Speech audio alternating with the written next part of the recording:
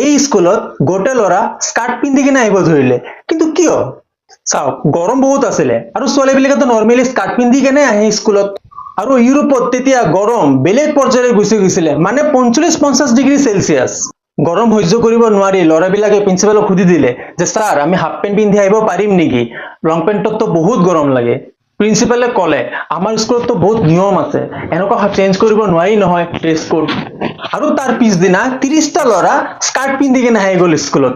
আৰে, তাৰ পিছদিনা আকৌ কেইটামান ল'ৰাই সেই ল'ৰাবিলাকক জইন কৰিলে। মিডিয়া পৰ্যন্ত আহি গ'ল। মিডিয়াক ল'ৰাবিলাকে কি কয় জানি নেকি? স্কাৰ্ট পিন্ধি কিনে বহুত ৰিফ্ৰেছ ফিল হৈ আছে, ছোৱালীবিলাক চাগে বহুত এনজয় কৰিব পাৰে স্কাৰ্ট পিন্ধি।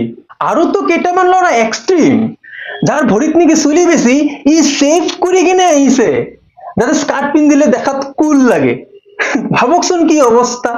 আৰু লাষ্টত যি হ'ব লগা আছিল এইটোৱে হ'ল, প্ৰিন্সিপালৰ ঘৰে এটা চাইন কৰিব লগা আছিলে, লাষ্টত কৰিলে। ফাৰ্ষ্টত কৰা নাছিলে, যেতিয়া চাইছে ল'ৰাবিলাকে মানে ষ্টুডেণ্টবিলাকে ভাইৰেল হৈ গৈছে মিডিয়াত, তেতিয়া স্কুলে এলাউ কৰি দিছে হাফ পেণ্টৰ কাৰণে। এই ঘটনা 2017 চনৰ ইস্কা একাডেমী, যিটো ইউকেত আছে, এই ইস্কা একাডেমীৰ ষ্টুডেণ্টৰ চাইলেণ্ট প্ৰটেষ্ট মানিবই লাগিলে। লাইক, কমেণ্ট, ছাবস্ক্ৰাইব কৰিব নাপাহৰিব।